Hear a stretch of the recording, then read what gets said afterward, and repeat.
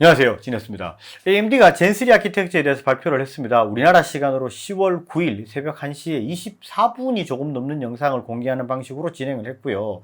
아무래도 이제 코로나나 이런 부분 때문에 대규모 행사를 열지는 못하고 온라인으로 공개하는 방식으로 진행을 했죠. 오늘은 그 부분에 대해서 한번 알아보도록 하겠습니다.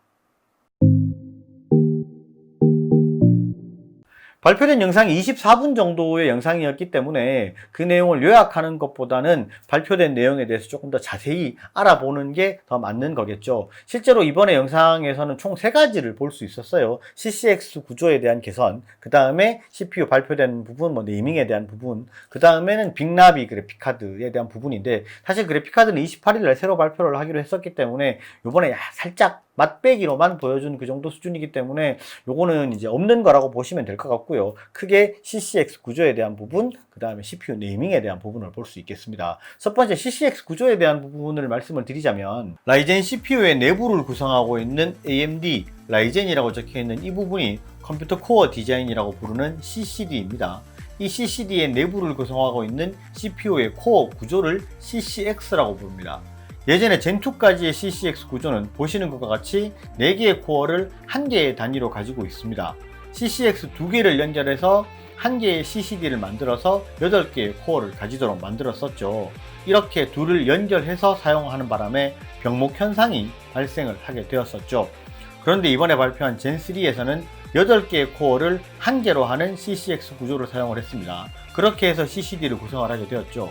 그러면서 병목 현상을 개선하고 각 코어의 IPC 성능을 올리게 된 거죠. 그러면서 개별 코어의 성능이 상당 부분 개선이 되었고 싱글 코어의 성능이 잘 나오게 되는 겁니다. 자, 두 번째로는 CPU 네이밍에 대한 부분인데, 실제로 이전에 젠2 아키텍처 같은 경우는 데스크탑 CPU가 3000대라는 이름을 가지고 있었고, 이번에 발표된 CPU는 5600, 5800, 5900, 5950 이렇게 발표가 됐습니다. 실제로 이제 4000번대가 없이 갑자기 건너뛰었죠. 그러면 이게 4000 어디 갔어요? 이렇게 말씀하실 분도 있는데, 이제까지 이제 모바일 CPU는 또 4000대고 데스크탑 CPU는 3000대고, 그 다음에 또 이번에 모바일 CPU를 기반으로 해서 데스크탑용으로 나온 르누아르 CPU라는 게 또 있죠. 그러면서 이게 네이밍이 굉장히 헷갈리게 돼 있는 그런 구조가 있었습니다. 그래서 5000번대로 좀 이렇게 간략하게 좀 정리가 된 부분인 것 같습니다. 다음에 이제 발표될 APU, 모바일 CPU 이런 부분도 전부 5000번대 이름을 가질 거고, 이번에 발표된 데스크탑 CPU도 5000번대 이름을 가지는 것으로 깔끔하게 라인업을 정리했는 거라고 보시면 될 것 같습니다.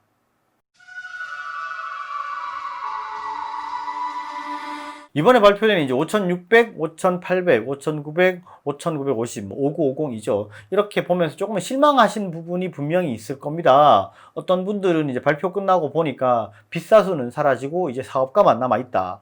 조금 실망이다. 이렇게 표현하시는 분들이 좀 있으셨어요. 저도 개인적으로 약간 실망한 부분은 분명히 있는데, 이게 3600X의 후속 모델인 5600, 그 다음에 3800X의 후속 모델인 5800, 이 각 후속 모델에서 50불 정도의 금액이 다 올라가 버렸습니다. 그렇기 때문에 조금 이제 이게 금액 인상에 대한 부분이 좀 아쉽다 이렇게 말씀하시는 게, 당연히 이제 소비자들은 금액 인상에 대한 부분은 아무리 성능이 좋아졌다 하더라도 동급의 후속 모델인데 금액이 이 정도 수준으로 오른 거에 대해서는 달가워할 부분은 아무도 없을 거라고 보입니다. 사실 저도 그래요. 근데 이게 AMD 어쩔 수 없는 부분을 사실은 생각해야 되는 부분이 있습니다. AMD 같은 경우에는 여타의 팹리스 기업들에 비해서는 영업이익률이 상당히 낮은 편입니다. TSMC의 최신 공정을 사용하고 있기 때문에 TSMC에 지불하는 코스트는 상당히 높은 편인데, 아무래도 인텔보다는 조금은 뒤처지는 그런 부분이 있었기 때문에 시장 출하하는 CPU 가격은 상당히 낮게 책정이 돼 있었죠. 그렇기 때문에 낮은 금액의 CPU를 팔고 있으면서 높은 금액으로 생산을 하고 있기 때문에 영업이익률은 낮을 수밖에 없습니다. 그런데 이제는 웬만큼의 CPU에 대한 시장 점유율도 올라갔고, 그 다음에 이제 시장에서 어느 정도 좀 인지도가 올라가고 하니 금액을 좀 올라가는 부분인데, 이런 부분은 사실은 어쩔 수 없는 부분이라고 봐야 돼요. 그렇게 이제 어느 정도 금액이 오르고 영업이익률이 나와야 또 R&D에 투자를 하고 이런 부분이 있을 수 있기 때문에 사실 조금은 이해를 해야 되는 부분이라고 보셔야 됩니다. 이제 실제로 지금 AMD의 상황을 봤을 때 이게 TSMC에서 더 이상 생산 라인을 이제 AMD 쪽으로 배당할 수 있을 정도 수준의 여분이 없습니다.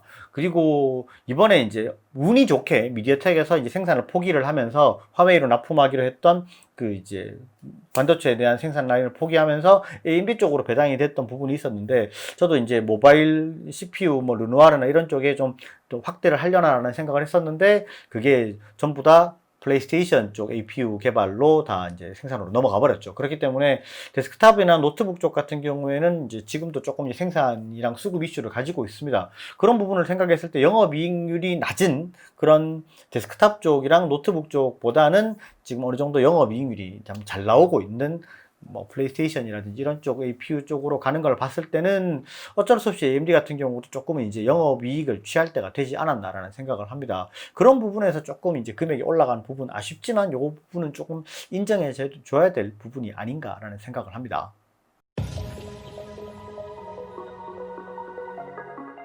이번 발표의 특징적인 부분은 드디어 게임 성능에서도 인텔을 앞질렀다라는 부분에 있습니다. 그런데 이거는 좀 이제 사실 지켜봐야 될 부분은 분명히 있습니다. CCX 구조를 개선을 하면서 IPC당 성능이 좀 많이 향상이 됐기 때문에 싱글코어의 성능이 굉장히 잘 나왔죠. 그러면서 싱글코어의 성능이 높아졌기 때문에 게임에서도 더 좋은 성능을 보여줄 수 있다, 이렇게 결과적인 내용을 도출할 수 있는데, 이거는 아무래도 이제 제품이 출시가 되면 벤치마킹을 통해서 여러 가지를 좀 봐야 될 부분이 분명히 있습니다.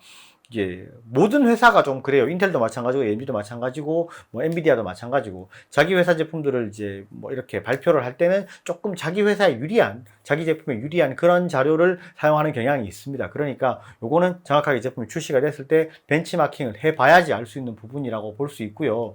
이렇게 사실 인텔도 그렇고 AMD도 그렇고 서로 간의 경쟁을 통해서 소비자에게 좋은 제품을 공급해 줄 수 있는 그런 상황이 온다는 게, 사실은 저도 한 명의 소비자로서 굉장히 좋은 상황이라고 보고 있습니다.